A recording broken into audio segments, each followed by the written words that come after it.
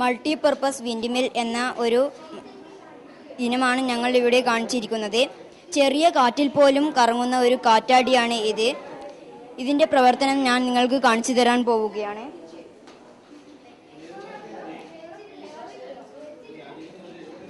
ചെറിയ കാറ്റിൽ പോലും കറങ്ങുന്ന ഒരു കാറ്റാടിയാണ് ഇത്. ഇത് കറങ്ങുമ്പോൾ ഉണ്ടാകുന്ന ഊർജം ഉപയോഗിച്ച് ചെയ്യാവുന്ന പ്രവർത്തനങ്ങളാണ് ഞങ്ങൾ ഈ മാതൃകയിൽ കാണിച്ചിരിക്കുന്നത്.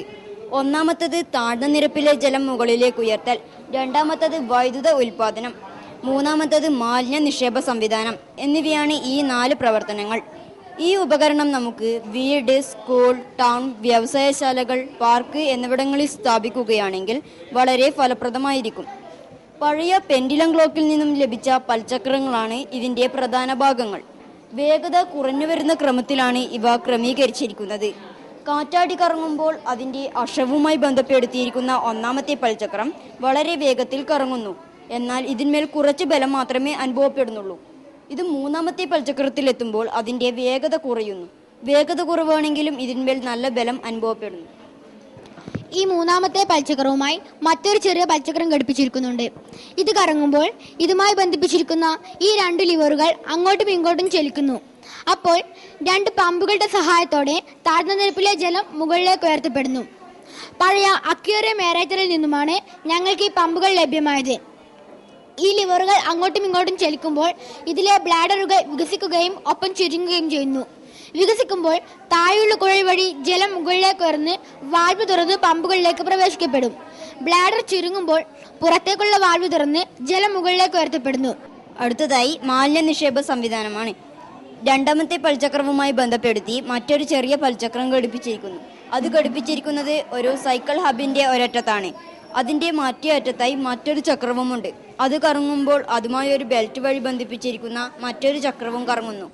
അപ്പോൾ ഈ റോളറുകൾ കറങ്ങുകയും അതുമായി ബന്ധിപ്പിച്ചിരിക്കുന്ന ഈ ബെൽറ്റ് ചലിച്ചു കൊണ്ടിരിക്കുകയും ചെയ്യുന്നു. അപ്പോൾ ഈ ബെൽറ്റുമായി ബന്ധിപ്പിച്ചിരിക്കുന്ന ഈ മാലിന്യ നിക്ഷേപ സംവിധാനം ഈ ട്രാക്ക് വഴി നീങ്ങിക്കൊണ്ടിരിക്കും.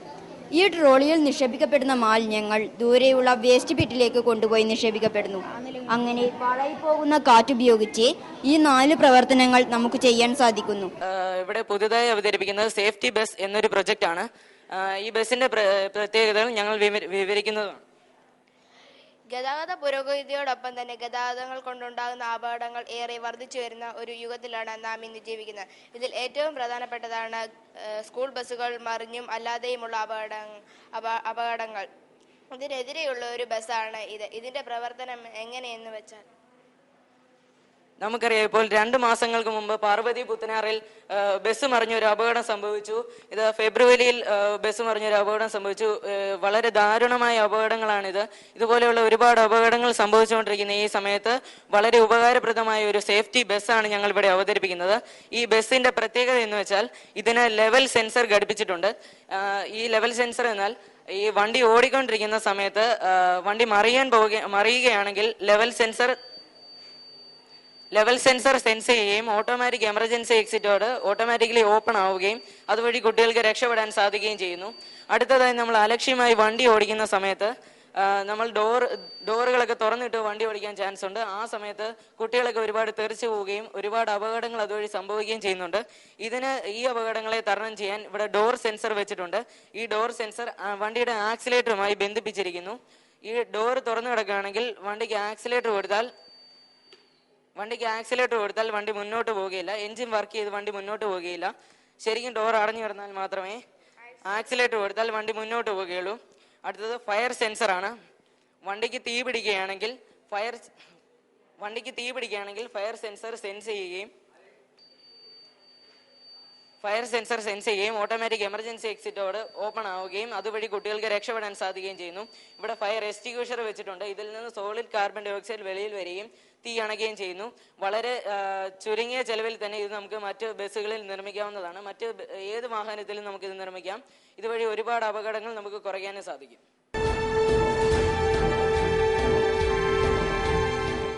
ഞങ്ങളിവിടെ ഇപ്പോൾ അവതരിപ്പിക്കുന്നത് 10ാം ക്ലാസ്സിലെ 4ാം അധ്യായമായ ശബ്ദം എന്ന പാഠഭാഗത്തെക്കുറിച്ചുള്ള ഒരു പഠന പ്രവർത്തനമാണ്. ശബ്ദത്തെക്കുറിച്ച് നമ്മൾ താഴ്ന്ന ക്ലാസ്സിൽ പഠിച്ചു വരുന്നുണ്ട്. ശബ്ദത്തിൻ്റെ സവിശേഷതയാണ് ഉച്ചത, സ്ഥായി, ഗുണം എന്നിവ. ഈ ഉച്ചത എന്ന് പറഞ്ഞാൽ ഒരാളിൽ ഉണ്ടാകുന്ന കേൾവിയുടെ അളവിനാണ് ഉച്ചത എന്ന് പറയുന്നത്. ഇപ്പോൾ ഇവിടെ നമ്മൾ ഈ രണ്ട് ഡയഗ്രത്തിലൂടെയും കാണിക്കുന്നത് ഒന്നിൽ ഉച്ചത കൂടുമ്പോൾ ആയതി കൂടുന്നു എന്നതാണ്.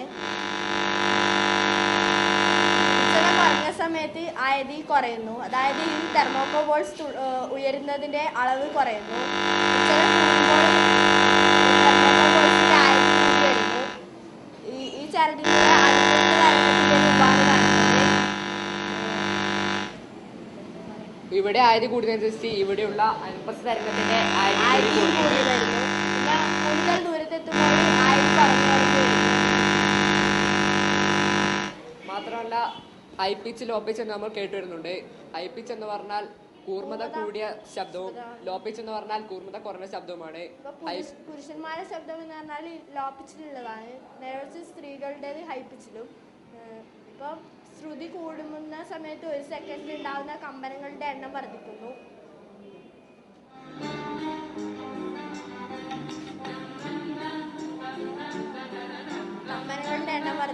എന്നാൽ ശ്രുതി കുറഞ്ഞ പാട്ടിലാണെങ്കിൽ ഒരു സെക്കൻഡിലുള്ള കമ്പനങ്ങളുടെ എണ്ണം കുറവായിരിക്കും.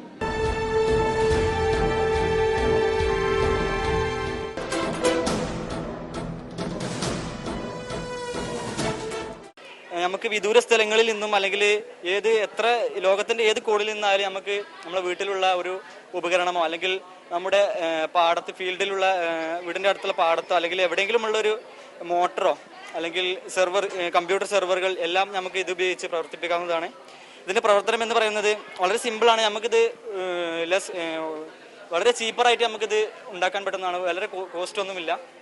പിന്നെ ഇതിൽ നമ്മൾ ഉപയോഗിക്കുന്നത് ഒരു മൊബൈൽ ഫോണ്, അത് നല്ല ഫ്രഷ് മൊബൈലാണെന്നില്ല, നമുക്ക് യൂസ് ചെയ്യാൻ ഉപയോഗപ്രദമല്ലാത്തതോ അല്ല, അങ്ങനെ ഫോണൊക്കെ ഉപയോഗിച്ചിട്ടാണ് ഇത് ഉണ്ടാക്കുന്നത്. പിന്നെ ഇതിന്റെ ചിലവ് ഫോണ് ഒഴിവാക്കിയിട്ട് നമുക്ക് ഇതിന്റെ ചിലവ് എന്ന് പറയുന്നത് ഒരു 50 രൂപയേ ഉള്ളൂ. നമ്മളിത് ഫോണ് ചെയ്യുന്നത് എന്താണെന്ന് വെച്ചാൽ, ഒരു ഫോണ് നമ്മൾ ഇതിന്റെ സ്പീക്കറിൽ നിന്ന് സൗണ്ട് എനർജി വരുന്നതിന് പകരം നമ്മൾ ലൈറ്റ് എനർജി അതിൽ നിന്ന് പുറപ്പെടുവിപ്പിക്കുന്നു. അതൊരു LDR സെൻസർ വെച്ച് സ്വീകരിച്ചിട്ട് ഈ റിലേ ഓണാകും. ഈ റിലേ ഓൺ ആകുമ്പോഴാണ് നമ്മളെ ഈ പ്രവർത്തനം നടക്കുന്നത്. ഈ ലൈറ്റ് ഇവിടെ തട്ടുമ്പോഴാണ് മാത്രമേ ഇത് വർക്ക് ചെയ്യുന്നുള്ളൂ. ഇത് ലൈറ്റ് ഇവിടെ തട്ടാത്ത സമയത്ത് ഈ സർക്യൂട്ട് ഓൺ ആയിരിക്കും. അതാണ് ഇതിന്റെ പ്രവർത്തന തത്വം.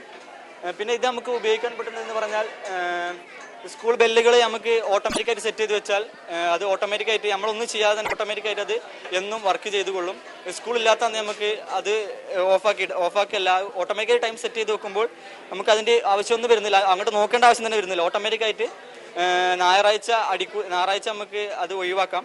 പിന്നെ ഇതിൻ്റെ പ്രവർത്തനം എന്ന് പറഞ്ഞാൽ, നമ്മൾ ഒരു ഫോൺ വെച്ചിട്ട് ഇതിക്ക് ഒരു മെസ്സേജ് ഇതിവിടെ സെറ്റ് ചെയ്ത് വെച്ചൊരു ഫോണിലേക്ക് നമ്മൾ ഇതിക്ക് മെസ്സേജ് അയക്കുന്നത് കൂടിയിട്ട് ഈ സർക്യൂട്ട് ഓൺ ആവുന്നു, അത് പ്രവർത്തിക്കുന്നു. പിന്നെ അത് ഓട്ടോമാറ്റിക്കായിട്ട് പ്രവർത്തിച്ചുകൊള്ളും. പിന്നെ നമ്മൾ ഈ സർക്യൂട്ട് ഓഫ് ആക്കണമെന്നുണ്ടെങ്കിൽ നമ്മൾ അതിക്കൊരു മിസ് കോൾ ഇട്ടാൽ അത് ഓഫ് ആവുന്നതാണ്. ഈ മെസ്സേജ് ഈ ഫോണിലേക്ക് എത്തിയപ്പോഴാണ് ഇത് ഓൺ ആയത്. ഇനി ഇത് ഓഫ് ആക്കണമെന്നുണ്ടെങ്കിൽ ഇതിക്ക് ജസ്റ്റ് ഒരു മിസ് കോൾ ഇട്ടാൽ ഈ സർക്യൂട്ട് ഓൺ ആവും. ഇത് നമുക്ക് ഏതൊരു ഉപകരണത്തിലും നമുക്ക് ഇത് ഘടിപ്പിക്കാവുന്നതാണ്. സ്കൂളിൽ ബെല്ലൊക്കെ വെച്ച് ചെയ്യുന്നൊരു ഇതാണ്. അത് നമുക്ക് ഇതിന്റെ ഫാന് മാറ്റിയിട്ട് ഈ ബെല്ല് കണക്ട് ചെയ്യുന്നു. സ്കൂളിന്റെ ബെല്ലാണെങ്കിൽ നമുക്ക് മെസ്സേജ് അയക്കേണ്ട ആവശ്യമില്ല, ജസ്റ്റ് ഒരു മിസ് ഇട്ടാൽ മതി. ജസ്റ്റ് ആയിക്ക് ഒരു മിസ് ഇട്ടാൽ